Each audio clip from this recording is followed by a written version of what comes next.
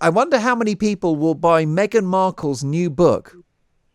Well, I wonder if the person who appears to have inspired it will buy it, because she's already being accused of nicking the idea from some British author. Now, the British author has also written a book about a son with his relationship with his father, and there's a bench involved. So, I mean, it might be stretching it slightly to say that she stole it. But if you look at the two storylines of the two books, there is a remarkable resemblance. But also, I mean, it's so juvenile. I mean, this is somebody who acts like she's still in high school, Meghan Markle. You know, I don't have anything against her for any particular reason other than the fact that I think she's a bit too American. You know, she thinks everything is just great and cheesy. And, you know, look at she rhyming the word joy and boy. I mean, it's not exactly Tennyson, is it? Well, it isn't. I mean? It isn't. She's this book. Yeah.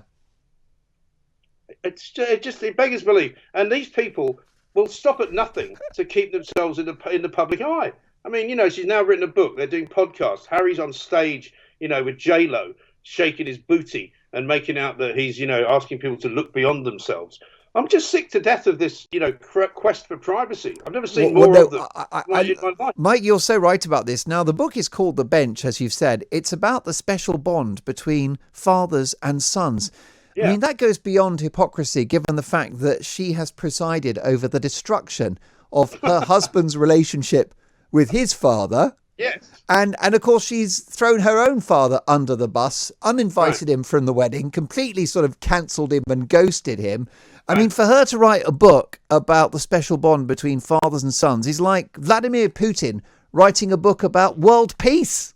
Yeah, well, exactly. And also, it's pretty galling, I think, for people who actually are striving to become published writers, who have written books, who have literally, you know, drained every sinew in their soul to produce a book, and to be turned down by all the big publishing houses because they're too busy going for the big name of Meghan Markle, who's now decided she wants to be a children's author. I mean, it was said that what Meghan wants, Meghan gets, and it seems to me that that's what's going on here. I mean, God knows what else is she going to ask for? Does she want to be the first, you know, actress into space? Does she want to be the first woman to be able to run Microsoft now that Bill Gates has divorced his wife? In fact, somebody said to me, you think she's making a move on from old Hazard to Bill Gates now that he's available. It's an upgrade. Meghan, the sitcom, I mean, the possibilities are endless, Michael.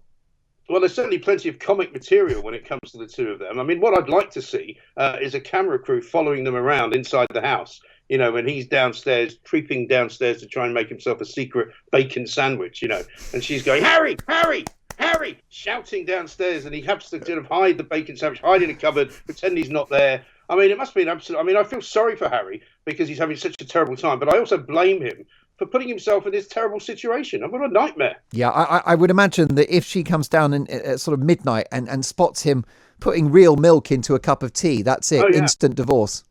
Absolutely right. You know, she'd probably shoot him or something like that. You know, because they do that a lot in California. Michael, I cannot wait. It's a terrible shame. I won't be buying the book, I'm sorry to say. And my relationship with my sons, I'm afraid to say, is a lot better than Harry's is with his father.